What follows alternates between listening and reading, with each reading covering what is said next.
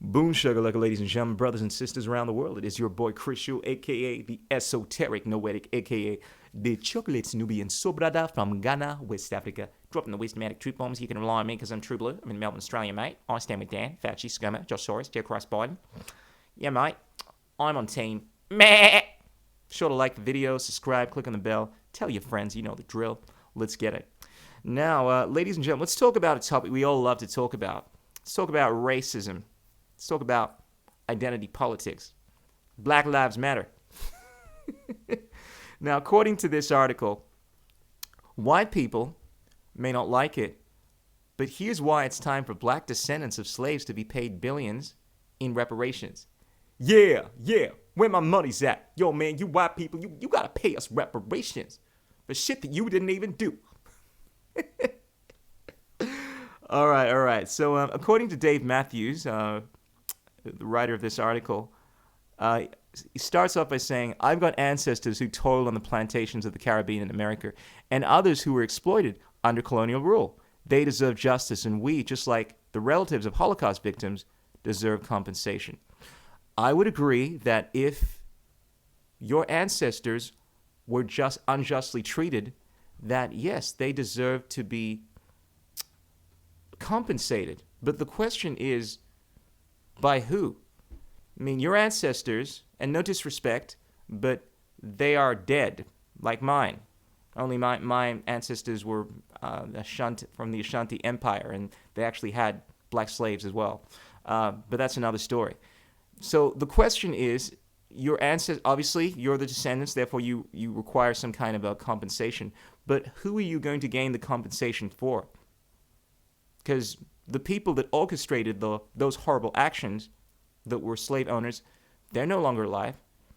But you want to make the descendants of those slave owners responsible, okay? Because this is the argument, right? Because they benefited.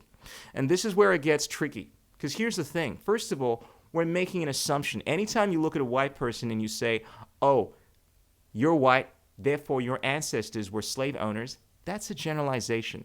Or you say, oh, you're black, therefore your ancestors were slave. Now, look, granted, there's probably truth to that. I mean, if we're going to be honest across the board, regardless of if you're black or white, there's a good chance that your ancestors were slaves. Slavery was ubiquitous in the ancient world. Black, white people had slaves. Hell, the North Africans, the Moors, they conquered a lot of the Slavic nations. They had a lot of slavery. Yeah, man, black people were slave owners. In fact, the word slave comes from the word Slav, and the black kings, these conquerors, they treated the slaves far worse than these black slaves were treated by the slave owners of the southern plantation fields. So clearly, we have a problem here. It's not just a case of, oh, you're black, therefore you're persecuted. You're white, therefore you're privileged. We gotta be nuanced about this. We gotta be noetical about this shit, yo. But we're all doing this thing. I mean, a lot of brothers that want to advocate for this thing, they're making these generalizations in regards to how they need to be compensated because they're descendants, and they want to be compensated by you. And let's be real about this. You, if you're a white brother, I mean, I'm guessing you never own any slaves. And I for one, never picked any cotton. And neither did any of these black folks. But this is the game we're playing. Anyway, so with the Chicago suburb of Evanston, Illinois, set to become the first city in America to pay black residents reparations, millions of clenched fists will be punching the air throughout the African diaspora. I, for one, will be raising a glass to the city's good burgers who've come up with the novel idea of using a 3% tax levy on recreational cannabis sales, amongst other things, to finance a fund aimed at distributing $10 million over 10 years. Huh. You know what? I know a lot of brothers that like to smoke cannabis. Are they going to be taxed as well? Are the black people that buy the cannabis going to be taxed? Are they going to be having money stolen from them to pay reparations to them? because of their ancestors. This is the kind of insanity that we get into when we start thinking like this. We start generalizing and saying, "Oh, we're gonna tax a group of people because they're connected to a lineage that has done horrible things," and across the board. This is this ridiculous social justice worldview that so many people seem to be proponents of. So the article goes on to say, from California state legislature to small cities like Evanston, to religious dominations such as Episcopal Church and leading colleges like Georgetown University in Washington, hundreds of entities aren't just idly mulling over or waffling about such payments. They are looking at how to put them to practice. This comes after the U.S. Congress heard testimony on H.R. 40, a bill aimed at establishing a commission on the legacy of slavery to examine potential payments for the descendants of enslaved Africans. So it seems like this is a theme that's been running for a few years now. I feel like the 20s, we're in the 20s now, right? 2021. The 20s is going to be a theme of reparations. Where my reparations at? Now, personally, I don't think we should be getting any reparations. I even hate using that term. Like, I have to talk about myself as a collective. As soon as you speak about yourself like that, you get into these philosophical issues. Like, who is we? I mean, this is the thing a lot of people forget. Now, a lot of black brothers out there, yeah, they have black lineage, but you know what? They also have white lineage. There's been a lot of interracial sexing that's been going on through the years. Now, should the black people that need the reparations, should they be getting paid reparations from the part of themselves, the white part of themselves, that persecuted the black side of themselves? We are all connected to many races here. But this seems to be a thing that so many people don't even want to look at. They just want to say, yo, man, I'm black. It's like this, what do they call it? The persecution Olympics. Everyone wants to be more persecuted. Therefore, they play this game, even though they may only have like an ounce of blackness or whatnot. It's like, yo, man, I'm black. I see brothers doing this shit all the time, and it's hilarious to me, Like, I look at them like, yo, man, I call everyone brother, but they're like, yo, man, yeah, I'm a brother. Yo, man. It's like, what? Oh, you're black? Oh, you don't look black. Yo, man, yeah, I'm black. I got some black shades over here. They always want to act more persecuted so they can play this game where they're on the right side. This social justice worldview where the people that have power, the people that are not privileged, they somehow are owed reparations. How about we stop judging people based off of their class, based off of their sex, based off of the color of their skin? How about we start judging people by the content of their character? As my man Martin Luther King once said. Does it sound like a good idea? All right, so according to University College London's UCL Legacies of British Slave Ownership Research, 10% of wealthy 19th century Britons were directly connected to the slave trade. Proceeds from this human cargo helped build railways, businesses, buildings, and art collections that exist today. Perversely, when the British introduced their 30-year trickle-down abolition program in the early 1800s, they paid some $20 million in reparations, not to newly emancipated slaves, but to the slave owners for their loss of property. In today's money, this compensation would be worth around $2.4 billion.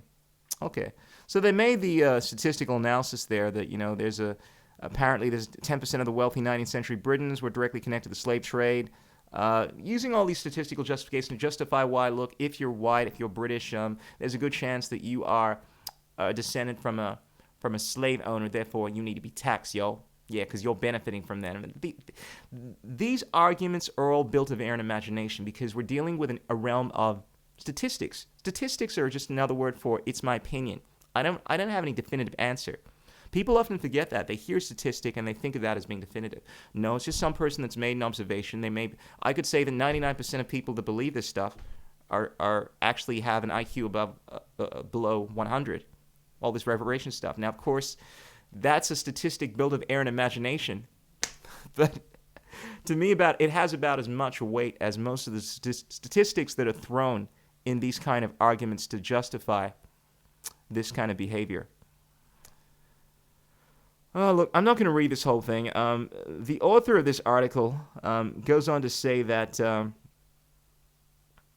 doing the right thing avoids future embarrassment, and whether by default or by design, in giving the plaintiffs within the diaspora financial restitution, it helps to silence at least some of the animus between the black people and elites. I stress the latter because another false narrative put about by the anti-reparations dog whistles is that the overwhelming majority of ordinary white people, unconnected as they are historically or as beneficiaries to slavery, should be made to feel responsible, and essentially saying they should not be made to feel responsible and pay compensation through personal taxation, obviously. And then he says, this is nonsense. Reparations could easily be paid via those legions of tax dodging, money laundering, and racketeering entities that have gotten away with it too. That doesn't even address the issue. I mean, the whole argument is that there are some people that are not directly connected. Even if you buy into this notion that you're responsible for the sins of your ancestors, there are white people that are not connected to that. And your answer to this is that there's all this racketeering and money laundering that goes on. It's by white people, I presume. Therefore, look, they need to pay. This is nonsense. I love when people try to throw blame that's unrelated. They play this association game. This is the argument of disingenuous people. They'll always try to give you guilt by association or inaction. This is what the untrained mind tends to lean towards when it doesn't have a logical way of justifying why someone is in error. It's like, oh yeah, but look, you're complicit because you know George Soros, and you'll have friends with white people. Therefore, you're associated with them, and therefore you're part of this entire system. Therefore, you need to pay reparations.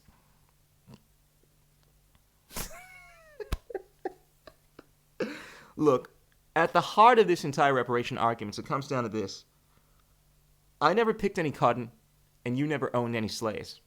Period. Now, granted, we all have ancestry.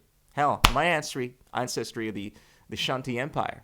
They had a 1,000-year history of slavery where they had black people as slaves. Now, this is within West Africa. Now, granted, there are also people that are black but also have white lineage as well. They just don't want to identify that. There are people that have many different lineages. We're all connected. It's not a Boolean. It's not a case of you're black or white. It's mixed. Should the white part of you pay reparations to the black part of you? I mean, this is a completely amorphous idea. It's really a tool in moral people. And yes, I'm saying it. And they may not realize they're being immoral. Sometimes there are these people that are just feeling guilty. A lot of these, people are just buying into this narrative. Oh, I feel horrible as a white person. I feel like I've done lots of horrible things because of what my ancestors have done, and we got to pay reparations. But a lot of these people are just using this as a tool in order to commit more and more violence. It's this entire social justice worldview. It is a worldview of envy. Yo, man, you got more than me. Man, I hate the white, powerful people. I want shit for myself, for my people.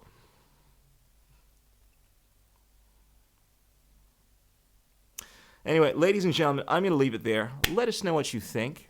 Peace out. Keep it real. Don't drive and text. Be sure to check out the Telegram group. Until next time, this is the Chocolate Nubian Soul Brother, signing out. Ow!